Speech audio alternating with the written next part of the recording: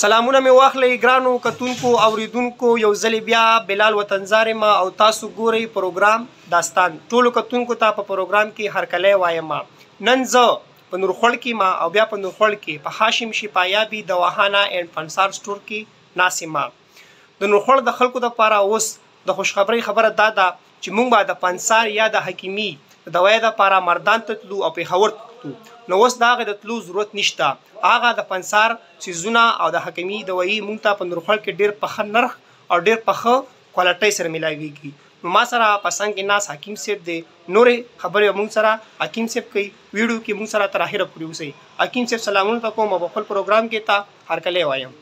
وعلیکم السلام بلال وطنزار صاحب په خیر علي او ستاسو شکریا ادا کوو، ستاسو مننه کوو چې تاسو موږ له ټیم راکو او د کیمرې په سترګه باندې زموږ دغه دواخانه عوامو ته محتوی وښایي. شکریا او مننه. حکیم صاحب دا راته ووایه چې دا سوچ څنګه راغی او دغه زده کړې مو د چېرته نه کړي دي؟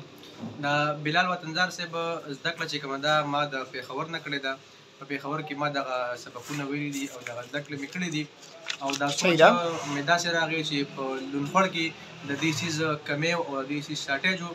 د لونخوړ عوام به تر د پنسار د سودا لپاره مردان ته تللې یا پېښور ته تلل، هغه خپل قیمتي وخت پرې خرابو، هغه څیز به ورته هغه رنګې قیمتي میلاوېدو یا نه میلاوېدو. نو د لونخوړ د خلکو د سهولت لپاره او د اسانتیا لپاره مونږ دغه دواخانه کولاو کړې ده. حکیم صاحب دا راته ووایي چې دلته کې تاسو سره د هر قسمه بیمارو علاج کیږي که نه؟ د یو څو بیمارو تاسو سره دلته کې علاج کیږي؟ مونږ سره الحمدلله د هر قسمه بیمارۍ علاج کیږي. مثلا کو هغه د شوګر بیماری وي، هغه د بلډ پریشر بیماری وي، هغه د بواسیر بیماری وي، د معدې څه مسله وي، د زنانو کومې مهلکې بیماریانې دي مثلا د لیپوریا بیماری شوه، بې اولادي شوله، دارنګې د هر قسم بیمارۍ علاج مونږ سره دلته کیږي.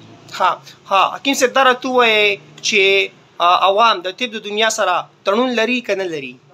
بالکل بلال وطنزار صاحب څرنګه چې تاسو ووایئ چې عوام د طب د دنیا سره تړون لري که نه لري. نو که موږ سوچ وکړو د طب دا یو ډېر پخوانی فیلډ دی. زموږ مشران چې کوم دي هغوی به د هر قسم بیمارۍ علاج د دې جړو بوټو په ذریعه باندې کوو. لیکن بیا په څه وخت کې دغه انګریزي دوایي راووتلې، د خلکو رجحان هغې طرف ته لاړلو.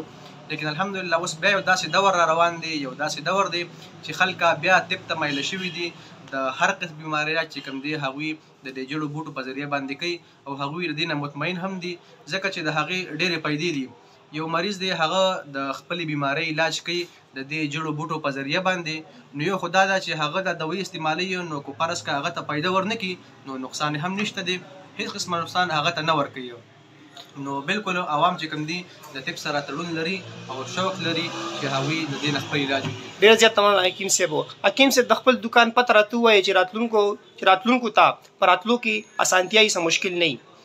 دا زمونږ دواخانه چې کومه ده دا په لونخوړ کې، په میاسې چوک کې، په جانخیل پلازه کې، په هاشم شفایابي دواخانه پنسار نوم سره دا زمونږ دواخانه ده.